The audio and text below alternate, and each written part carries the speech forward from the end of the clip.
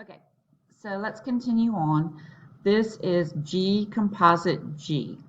So everywhere in this G equation that we have an x, we're going to put 3x minus 1. So what I have here is 3 times the quantity. Oops, sorry. 3 times the quantity, 3x minus 1. So I just simply use my distributive property and I get 9x minus 3. And that's all that I have to do for that one. Any questions on that? Oh, wait, we didn't finish. Yeah, let's go back. So I'm plugging this in and I plugged it in, but I forgot to put down my other minus 1. So that gives me 9x minus 3 minus 1, which gives me 9x minus 4. Yeah, watch that you don't make a simple mistake like I did. All right, now, from time to time when I do videos, you're going to see me put something up at the top that says Toyo. Well, that simply means try on your own, okay? So I want you to try these. I have f of x equals negative x squared minus 2x, and gx equals 4x plus 5. So what I want you to do, I want you to stop the video, and I want you to try these for yourself. Once you get them done, then start the video back up and see if you got the correct answers. Okay, so for the first one, you have f of x minus g of x. So I have my minus sign there. I remembered to use my distributive property, so that became minus 4x minus 5. And then I just combined like terms. So negative x squared minus 6x minus 5. For the second one, we're going to multiply. And when we have two binomials times each other, we use our FOIL method. So negative x squared times 4x is a negative 4x cubed. Negative x squared times 5 is a negative 5x squared. Negative 2x times a positive 4x is a negative 8x squared. And negative 2x times 5 is a negative 10x.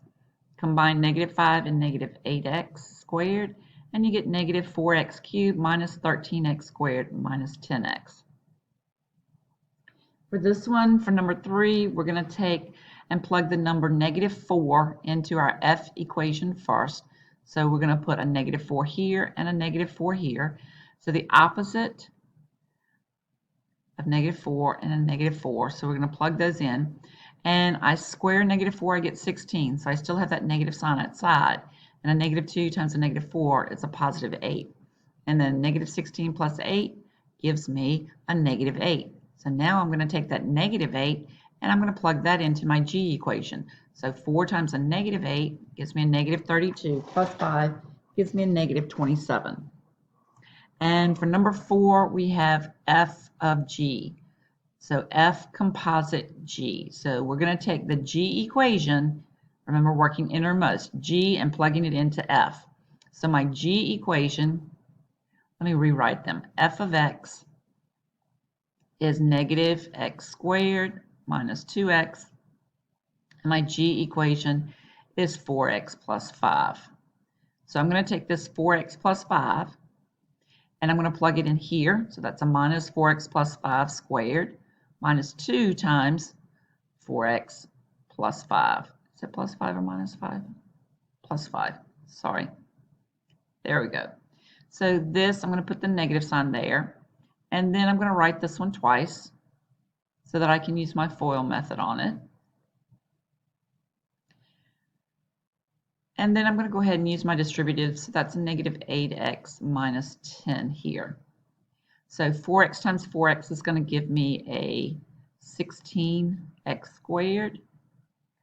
4x times 5 is 20.